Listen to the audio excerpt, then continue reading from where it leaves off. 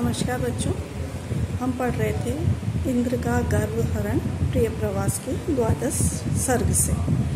हमने आगे पढ़ा था कि गोकुल में वर्षा ऋतु प्रारंभ हो गई है और वहाँ के जो प्रकृति का सौंदर्य कवि ने बताया था, विद्युत की चमक की तरह से चारों ओर चमक रही थी और विद्युत अपनी अटखेलियाँ दिखा रही थी।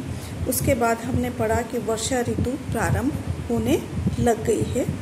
सलील पूरी थी सरसी हुई, उमड़ते पड़ते सररंद थे, कर सुप्लावित कुल प्रदेश को, सरित थी सप्रमोद प्रभावित।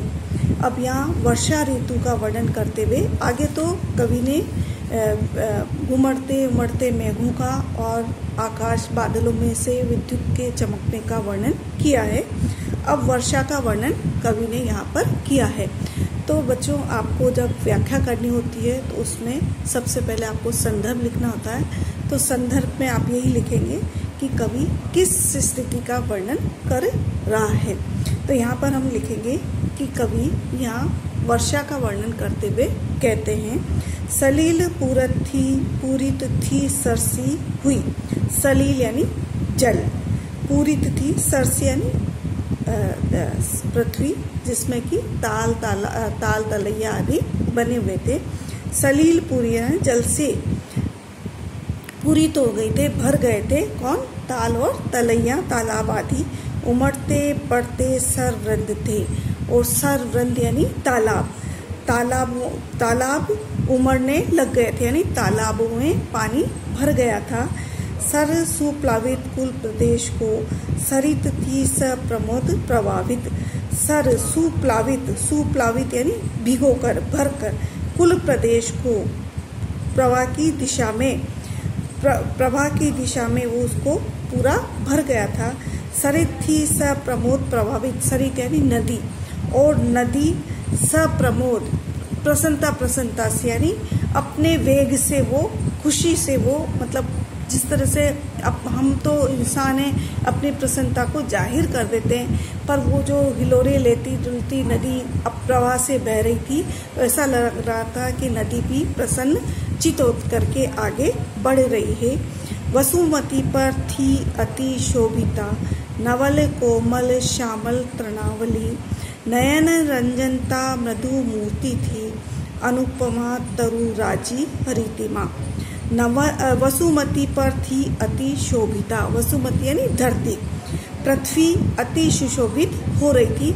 जब वर्षा प्रारंभ हो जाती है तो चारों तरफ हरियाली हो जाती है। पेड़ों के पत्ते सुंदर हरे रंग में दिखाई देने लगते हैं। चारों तरफ का वातावरण बड़ा ही मनोहर लगने लगता है। तो यहाँ पर कवि ने पृथ्वी की, धरती की सुंदरता का, वर्षा ऋतु के समय जो सुंदर हो जाती है धरती, उसका वर्णन करते हुए, धरती ही नहीं, यहाँ के ताल तलब या नदी वगैरह सारे ही, चारों तरफ का वातावरण बहुत ही सुंदर हो जाता है। उसी का वर्णन करते हुए कवि ने कहा है कि वसुमती पर थी अति शोभिता। वसुमती धरती अति सुशोभित हो रही थी।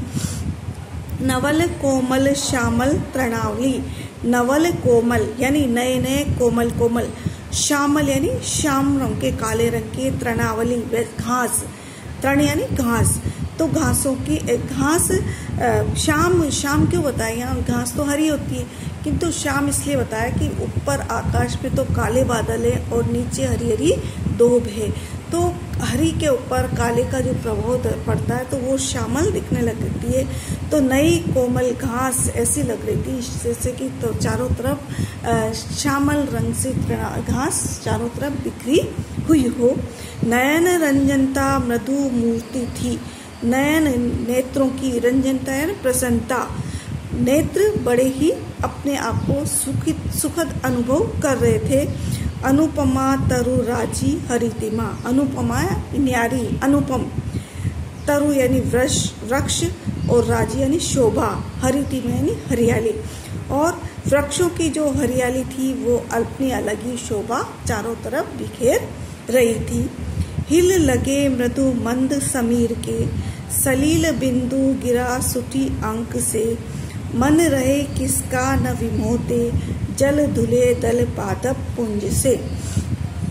हिल यानी हिलने लगे, क्या? पेड़ के पत्ते हिल लगे मृदु मंद समीर के। मृदु मंद शीतल शीतल, समीर मंद मंद, समीर यानी हवा चलने लगी और पेड़ों के पत्ते हिलने लगे। सलील बिंदु गिरा सूटी अंक से। सलील यानी जल, बिंदु यानी बूंद, सूटी यानी सुंदर, गिरा यानी नीचे गिरा। तो जैसे जैसे पेड़ के पत्ते हिलने लगे तो उन पत्तों के ऊपर जो वर्षा से जल का बिंदु, जल उनके ऊपर ठहरा हुआ था, वो जल नीचे गिरने लगा और वो बड़ा ही मोहक लग रहा था, सुंदर लग रहा था। मन रहे किसका न विमोहते, जल धुले दल पादप पुंज के। मन न रहे किसका विमोहते, ऐसे सुंदर दृश्य को देख करके किसका मन विमोहित नहीं होए, मोहित नहीं होए, प्रसन्न नहीं हो।